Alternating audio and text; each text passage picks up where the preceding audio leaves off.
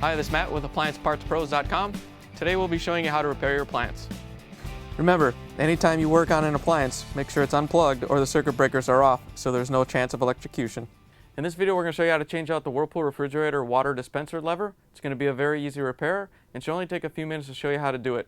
If you already have one of these, great. If not, you can click on the link below or get it at AppliancePartsPros.com. When you open up the package, you're going to get a new water dispenser lever. The main reason you'll be changing out the water dispenser lever is if the arm itself has become cracked, and when you push on the arm, the water doesn't come out. First thing we have to do is remove the front cover to get access to the part. In order to get the front cover off, there's two little locking tabs on the bottom that we have to pop off. We're going to use a putty knife that we put some tape on the end of it to prevent us from scratching the door. You can use masking tape or whatever you have. There's two little indents, one on each side, that you have to get the putty knife up and under. Sometimes if you grab this right here and pull out a little bit, it'll give you a gap underneath so you can get the putty knife in. Once you get it underneath, you can twist it and lift up, and that'll release the tab. Once you have the two lower tabs released, all you have to do is lift up on it, and it'll release the tabs on the top. And then rather than pull these wires off one by one, there's a little wiring harness right here. All you have to do is lift up on the little clip and unplug the harness. In order to change out the water dispenser lever, we have to remove these two 1/4-inch screws that hold in this plastic bracket. And then we're going to lift it up out of the way and tape it up so we can see what we're doing. You can use some masking tape or something and just lift it up and tape it in place. First thing we have to do is remove the water line. It's a 1/4-inch again. Then we have to remove the little retaining screw that holds in this piece. It's again 1/4-inch. And you want to make sure you don't lose any of these little pieces, because those are little spring tensioners that put tension on the arm. Now that you have that out, the arm is free. We can pull it out of the other side here and pull it out. Here's the old water dispenser lever next to the new one.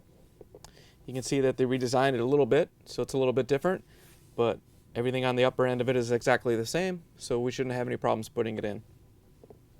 In order to get the new lever in, we're going to make sure the water line goes through the center part, and then you can put in the right pin. And then once that's in, you can sit the left one right in its resting place. Alright, first we're going to get the screw started on the spring tensioner. When you get this thing started, you want to make sure that it's on the arm on each side, because when you press the arm, that's what causes the tension. Now that we have the screw tightened down a little bit, we're going to go ahead and stick the little spacer behind it,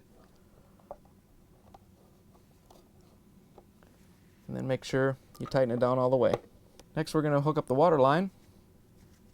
We have to make sure that the screw hole here is lined up, and just put the screw in and tighten it down.